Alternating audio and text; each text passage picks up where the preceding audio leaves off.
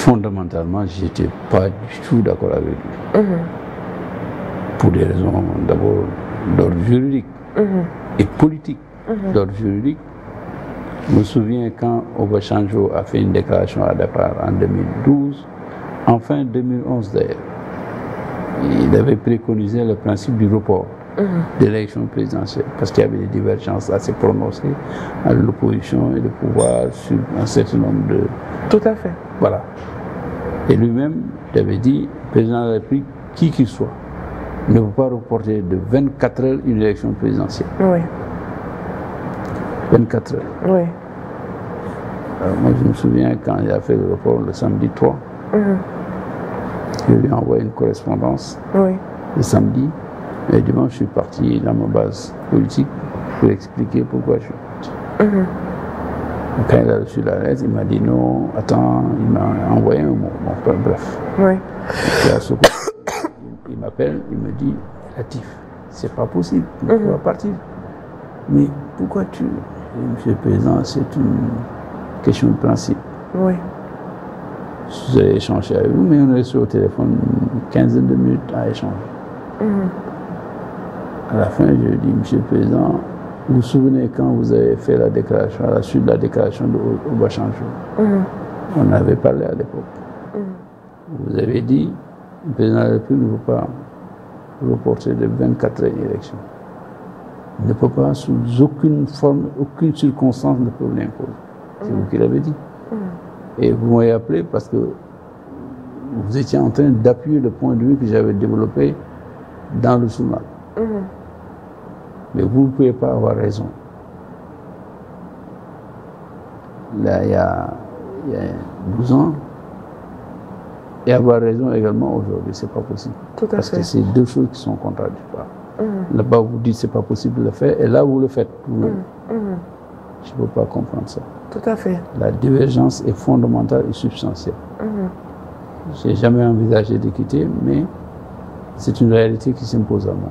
Mais est-ce que c'était la goutte d'eau qui a fait déborder le vase, dans la mesure où il y a peut-être eu des événements précédents que vous n'avez pas relatés, ou c'était juste ça, la raison? Oui, mais moi, comme ministre, je n'avais pas à relater des faits publiquement. Vous étiez dans la journaliste. Moi, je suis membre d'une majorité de deux choses l'une. Vous êtes d'accord, vous restez. Vous pouvez ne pas être d'accord, avoir des divergences majeures, mais qui ne justifient pas votre départ. Tout à fait. Pour moi, on a eu des divergences, hein, c'est pas la première fois. Même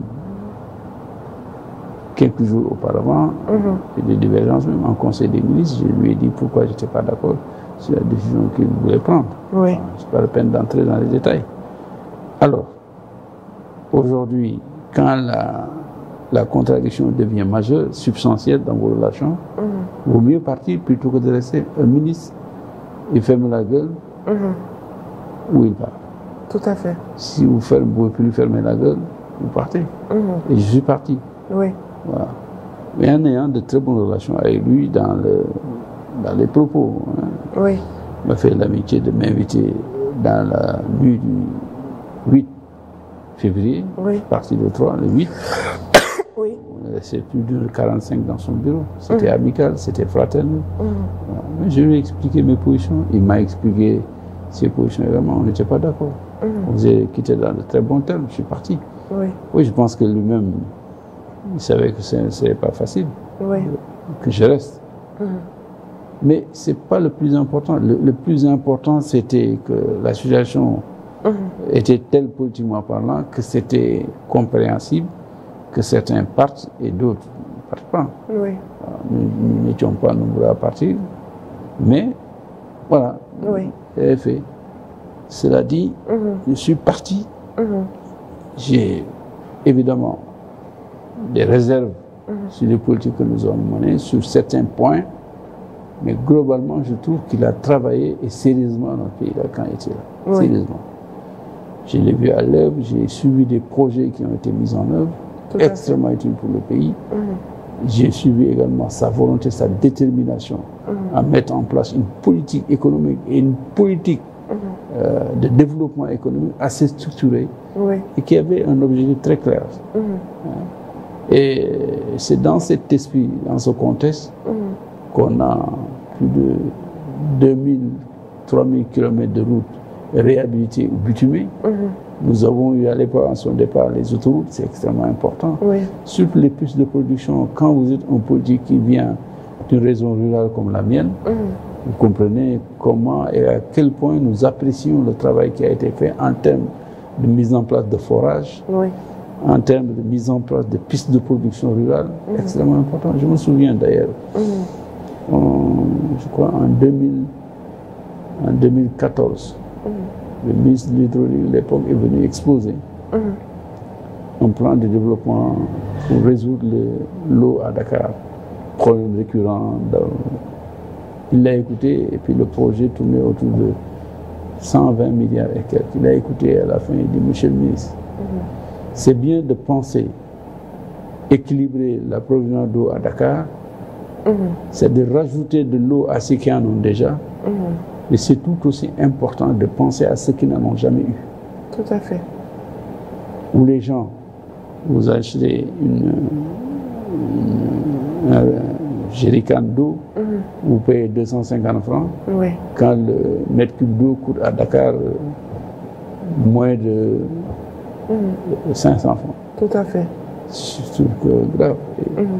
Et d'ailleurs, je retiens parce qu'il avait cité un certain nombre d'îles qui étaient dans ma circonscription électorale. En disant ces peuples-là n'ont jamais eu d'eau. Maintenant, vous en mettez tant à Dakar seulement, c'est bien, mais pensez aux autres. Tout à fait. Voilà. Tout à fait. C'est comme ça qu'il a toujours agi. J'ai lu une étude qui a été rendue publique en 2020 par l'Observatoire national de la parité. Cette étude avait abouti à la conclusion que les pistes de production dans les campagnes, les châteaux d'eau, ont contribué dans la mise en place d'un système de mise à repos des femmes d'1 mois par an.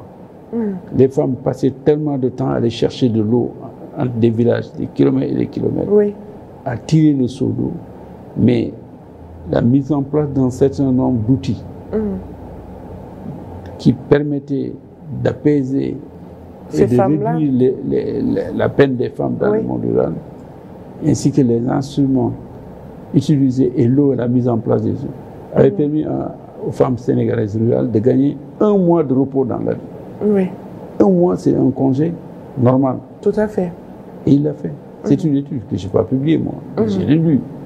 J'en ai même parlé dans un ouvrage que j'ai rédigé.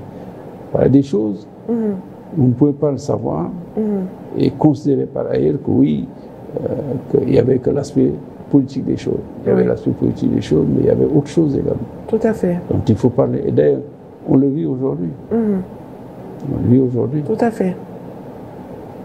Quand j'ai été nommé ministre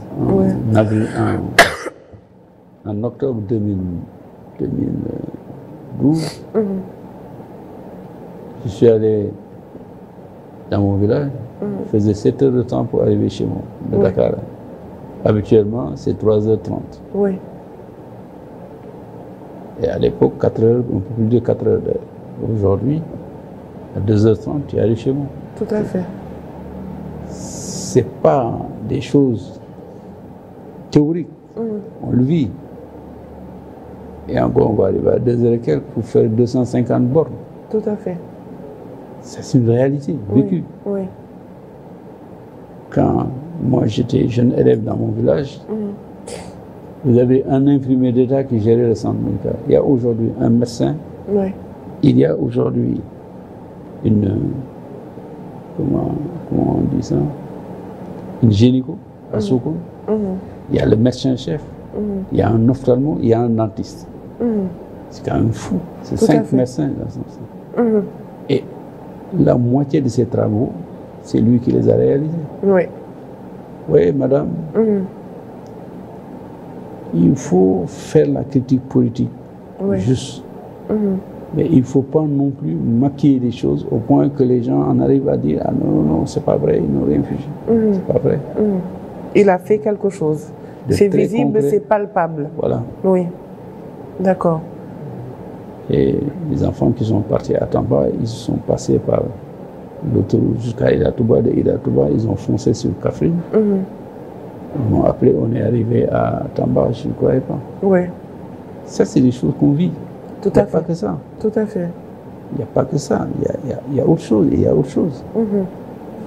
Au plan infrastructure, au plan de l'organisation même, de la mise en place de ces infrastructures, c'est incroyable. Tout à fait. Et il faut l'accepter. Maintenant, l'autre aspect aussi, il faut en parler. Oui. Mais il faut en parler avec beaucoup de responsabilité et de lucidité. Oui. Voilà. Tout à fait.